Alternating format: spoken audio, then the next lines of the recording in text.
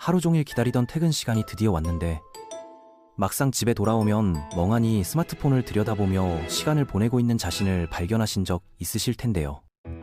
분명 오늘은 뭔가 의미 있는 일을 해보겠다고 다짐했는데 어느새 유튜브 추천 영상에 빠져들어 몇 시간이 훌쩍 지나가 버렸죠. 이런 현실에 공감하신다면 지금부터 저와 함께 저녁 시간을 되찾는 방법을 함께 찾아보겠습니다. 현대인 대부분이 겪고 있는 이런 문제점들을 해결하기 위해서는 단순히 의지력에만 의존할 게 아니라 체계적이고 실용적인 방법론이 필요합니다. 수많은 사람들과 함께 실험하고 검증해본 결과 저녁 시간을 완전히 바꿔놓을 수 있는 구체적인 시스템들을 발견할 수 있었거든요. 그런데 놀라운 건 이런 변화들이 전혀 어렵거나 복잡하지 않다는 점이었습니다. 퇴근하고 집으로 향하는 순간부터 잠자리에 들기까지의 시간이 어떻게 흘러가는지 한번 돌이켜보세요. 문을 열고 들어서면서부터 무의식적으로 반복되는 패턴들이 있을 거예요.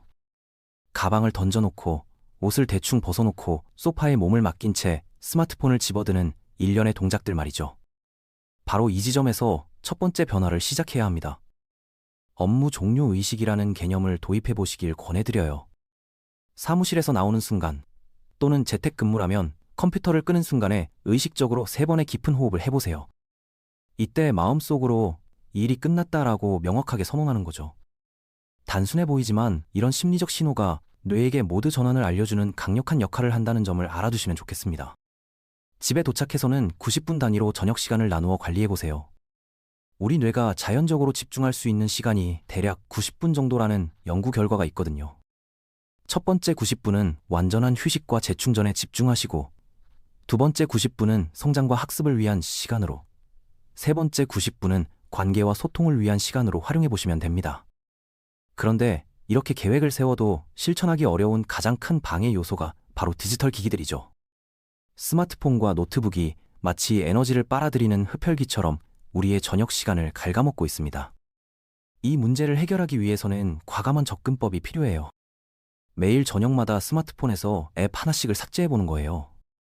내일 필요하면 다시 설치하면 되지만 신기하게도 대부분의 경우 어떤 앱을 삭제했는지조차 기억하지 못하게 될 겁니다. 특히 소셜미디어 앱들은 우리가 생각하는 것보다 훨씬 더 많은 정신적 에너지를 소모시킵니다.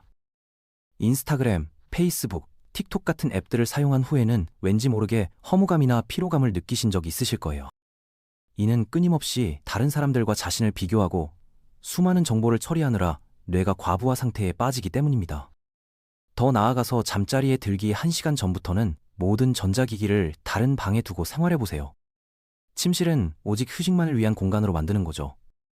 처음에는 불편하겠지만 며칠만 지나면 훨씬 깊고 편안한 잠에 빠져들 수 있다는 걸 체험하실 수 있을 거예요. 알람 시계도 스마트폰 대신 진짜 시계를 사용해 보시길 권합니다. 아침에 눈을 뜨자마자 스마트폰을 보는 습관이 하루 종일 우리의 집중력과 감정 상태에 미치는 부정적 영향은 생각보다 큽니다. 심리적인 측면에서도 중요한 변화가 필요합니다. 저녁 시간을 단순히 낮에 쌓인 피로를 회복하는 시간으로만 생각하지 마시고 내일을 위한 에너지를 충전하는 소중한 투자 시간으로 인식해보세요. 이런 마인드셋의 변화만으로도 저녁에 하는 모든 활동들이 다르게 느껴질 겁니다. 저녁마다 미래의 자신에게 편지를 써보는 것도 좋은 방법이에요. 내일 아침 일어날 자신이 어떤 기분으로, 어떤 에너지로 하루를 시작했으면 좋겠는지 적어보는 거죠. 해야 할 일들을 나열하는 게 아니라 느끼고 싶은 감정들을 중심으로 써보시면 됩니다. 이런 작은 실천이 놀라울 정도로 강력한 동기부여 효과를 가져다 준다는 걸 경험하실 수 있을 거예요. 편지 쓰기가 부담스럽다면 음성 메모나 간단한 키워드 몇 개만 적어두는 것도 충분합니다. 결정 피로라는 개념도 이해해 두시면 도움이 될 겁니다. 하루 종일 수많은 결정을 내리느라 지친 뇌에게 저녁에는 최대한 결정할 일들을 줄여주는 거예요. 내일 입을 옷, 아침에 먹을 음식, 출근 경로 같은 것들을 미리 정해두시면 됩니다. 이런 작은 준비들이 모여서 훨씬 여유로운 저녁 시간을 만들어줄 겁니다. 심지어 어떤 팟캐스트를 들을지, 어떤 책을 읽을지도 미리 정해놓으면 선택에 드는 시간과 에너지를 아낄 수 있어요. 감정 관리 측면에서는 매일 저녁 10초만 투자해서 지금 느끼고 있는 감정에 이름을 붙여보세요.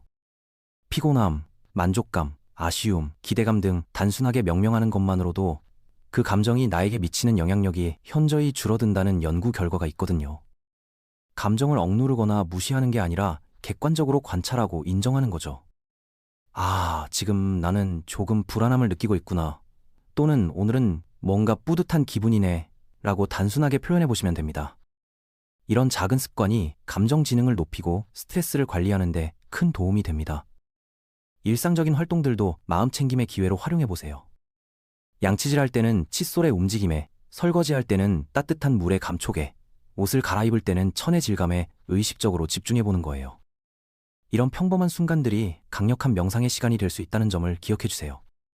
특히 샤워할 때는 물의 온도, 비누 거품의 느낌, 물소리 등에 집중하시면 하루 동안 쌓인 스트레스가 물과 함께 씻겨 내려가는 느낌을 받을 수 있을 거예요. 사회적 에너지도 배터리처럼 관리할 필요가 있어요? 어떤 사람들과의 만남은 에너지를 주지만 어떤 만남은 에너지를 소모시키죠. 이건 좋고 나쁜 사람의 문제가 아니라 단순히 에너지 패턴의 차이일 뿐이에요. 사회적 상호작용 1시간당 15분 정도의 혼자만의 시간을 확보하시면 훨씬 지속 가능한 인간관계를 유지할 수 있을 겁니다. 특히 내향적인 성격의 사람들은 이런 회복 시간이 더욱 중요하다는 걸 기억해 두세요. 창의적인 활동들을 저녁 루틴에 포함시켜 보세요. 독서, 그림 그리기, 악기 연주, 요리 같은 4가지 정도의 다양한 활동을 순환하면서 하시는 거예요. 매일 같은 활동을 반복하면 지루해지기 쉽지만 이렇게 다양성을 주면 뇌가 계속 자극받으면서도 부담스럽지 않게 성장할 수 있어요. 특히 손을 사용하는 활동들은 뇌의 여러 영역을 동시에 자극해서 창의성과 집중력을 높여주는 효과가 있습니다. 매일 저녁 작은 실험 하나씩 해보시는 것도 재미있을 거예요. 평소와 다른 의자에 앉아보기, 비주도 손으로 간단한 작업해보기, 처음 들어보는 장르의 음악 감상하기 같은 소소한 변화들 말이죠. 이런 미세한 실험들이 일상에 활력을 불어넣어 줄 겁니다. 뇌 과학자들이 말하는 신경 가소성이라는 개념이 바로 이런 새로운 경험들을 통해서 발달하는 거거든요. 에너지 곡선을 이해하는 것도 중요해요. 보통 오후 5시부터 7시까지는 자연스럽게 에너지가 떨어지는 시간대이고 7시부터 9시 사이에는 다시 상승했다가 9시 이후부터 점진적으로 감소하면서 수면 준비를 하게 되죠. 이런 자연스러운 리듬에 맞춰 활동을 배치하시면 훨씬 효율적으로 저녁 시간을 활용할 수 있어요. 에너지가 낮은 시간대에는 가벼운 휴식이나 간단한 정리 작업을, 에너지가 높은 시간대에는 학습이나 창작 활동을 하시면 됩니다. 몸의 움직임도 놓치지 마세요. 격렬한 운동을 할 필요는 없고 30분마다 일어나서 1분간 가볍게 스트레칭하거나 제자리에서 몇 번 점프하는 것만으로도 충분합니다. 이런 작은 움직임들이 에너지를 보충해주는 역할을 하거든요. 특히 장시간 앉아있다 보면 혈액순환이 원활하지 않아서 뇌로 가는 산소 공급이 줄어들어 집중력이 떨어질 수 있어요. 일과 개인 생활 사이의 경계는 벽을 쌓는 것보다 다리를 놓는 개념으로 접근해보세요. 15분 정도의 전환 시간을 두고 천천히 모드를 바꿔가는 거죠. 급작스러운 전환보다는 부드럽고 자연스러운 흐름이 훨씬 지속 가능하답니다. 이 전환 시간 동안에는 간단한 명상이나 산책, 차 한잔 마시기 같은 의식적인 활동을 해보시면 도움이 될 거예요. 저녁 식사도 단순히 배고픔을 해결하는 시간이 아니라 하루를 마무리하고 내일을 준비하는 중요한 의식으로 여겨보세요. 천천히 음식을 씹으면서 그 맛과 향을 충분히 느끼고 오늘 하루 있었던 좋은 일들을 되돌아보는 시간으로 만들어 보시길 권해드립니다. 혼자 식사를 하더라도 휴대폰을 보면서 먹기보다는 온전히 식사에만 집중하시면 소화도 잘 되고 마음도 더 편안해질 거예요. 수면 준비 루틴도 체계적으로 만들어 보세요. 잠자리에 들기 1시간 전부터는 조명을 어둡게 하고 카페인 섭취를 피하며 격한 운동이나 자극적인 콘텐츠 시청을 자제하는 거죠. 대신 부드러운 음악을 듣거나 감사한 일 3가지를 떠올려 보거나 가벼운 독서를 하시면 자연스럽게 잠에 빠져들 수 있을 거예요. 주말 저녁과 평일 저녁의 차별화도 중요합니다. 평일에는 규칙적이고 안정적인 루틴을 유지하되 주말에는 조금 더 유연하고 모험적인 시간으로 만들어 보세요. 새로운 요리에 도전해보거나 평소 못 본 영화를 감상하거나 친구들과 깊은 대화를 나누는 시간을 가져보시는 거죠. 계절의 변화에 따라 저녁 루틴도 조금씩 조정해보시면 좋겠어요.